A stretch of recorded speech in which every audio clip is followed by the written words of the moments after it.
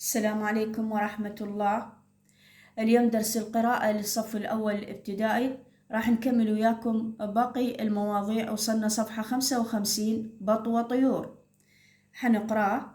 هي ما بي تدريبات أو تمارين، فقط قراءة. هنا عندي حرف الطاء، طاء، بط وطيور.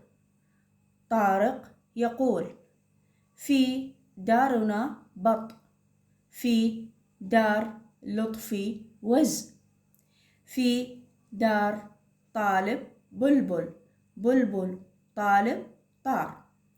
بط وطيور. طارق يقول: في دارنا بط، في دار لطفي وز، في دار طالب بلبل، بلبل طالب طار. هنا عندي موضوعنا حرف الطاء.